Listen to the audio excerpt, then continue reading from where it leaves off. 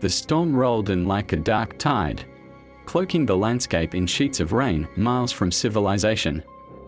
The old Stonemoor Penitentiary loomed against the skyline, its jagged silhouette a monument to decay. The prison had been abandoned for decades, its halls silent save for the occasional creak of rusted metal or the whisper of wind through shattered windows. But tonight, the silence was broken by the cautious footsteps of Evelyn Clarke. Evelyn wasn't supposed to be here.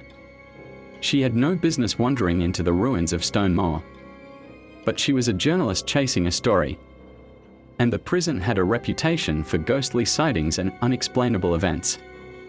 Her editor had shrugged off the idea as a waste of time, but Evelyn was determined to prove otherwise. Armed with a flashlight, her notebook, and a digital recorder, she pushed open the heavy iron door, its hinges groaning in protest. Inside, the air was damp and suffocating, carrying the stench of mildew and decay. Her flashlight beam cut through the darkness, revealing crumbling walls etched with graffiti and the skeletal remains of iron bars. The atmosphere was oppressive, like the building itself was watching her. "This is ridiculous," Evelyn muttered under her breath, her voice swallowed by the cavernous silence. Still, she pressed on, her boots crunching on debris as she made her way deeper into the prison.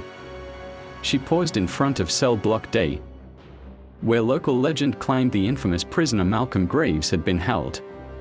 Greaves was a murderer who had killed 6 people in a gruesome spree before being caught and sentenced to life in Stonemoor. According to the stories, he had died mysteriously in his cell, and ever since, strange occurrences had plagued the block. Evelyn stepped into the corridor, her flashlight illuminating the rusted cell doors. Her breath, she set up her recorder on the cot and began speaking. January 24th, 2025. Inside cell 17 of Stonemoor Penitentiary, the cell where Malcolm Greaves was found dead. The air feels colder here, the walls. There's something strange about the markings, I can't. A faint noise interrupted her. She froze, her heart pounding. It sounded like a whisper, faint but distinct, coming from the direction of the hallway. She turned off the recorder and listened, straining her ears. "Leave." The word was barely audible, but it was unmistakable. Evelyn's hand trembled as she gripped her flashlight. "Is someone there?" she called out, her voice cracking. Silence. She turned back to her recorder, intending to grab it and leave.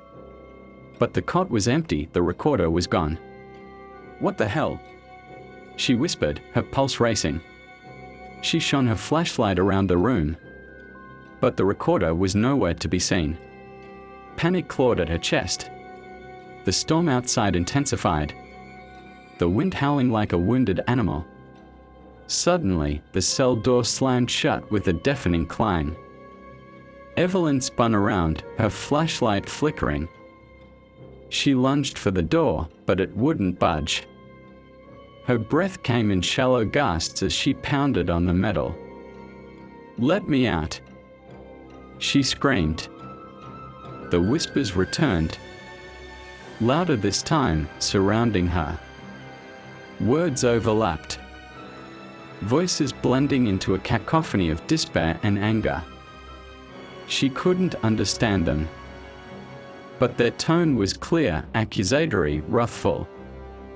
The symbols on the walls began to glow faintly, their outlines shimmering with an unnatural light.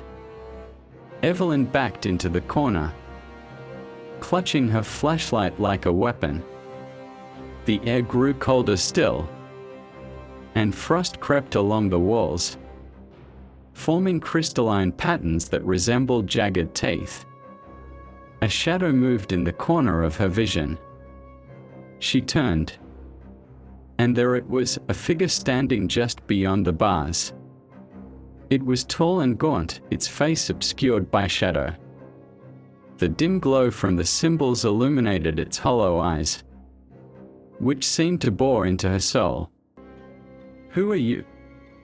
Evelyn choked out, her voice barely a whisper. The figure didn't respond. Instead, it stepped closer. Its movements unnaturally fluid, like it was gliding rather than walking. The temperature plummeted, and Evelyn's breath fogged the air. The whispers reached a fever pitch, the words swirling around her like a vortex. Her flashlight sputtered and died, plunging her into darkness.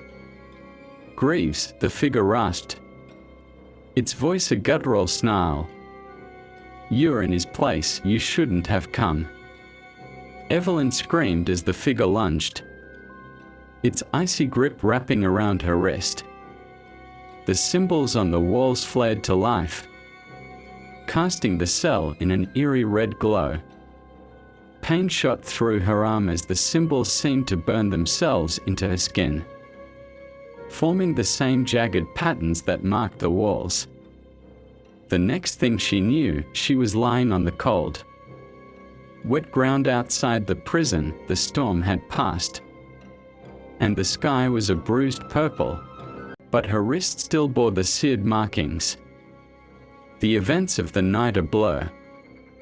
As she turned to look at the prison one last time, she saw it. Cell 17's door was open again, swinging gently in the breeze.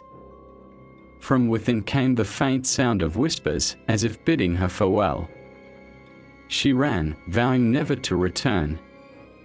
But no matter how far she went, the marks on her wrist remained, a permanent reminder that some places and some stories are better left untold.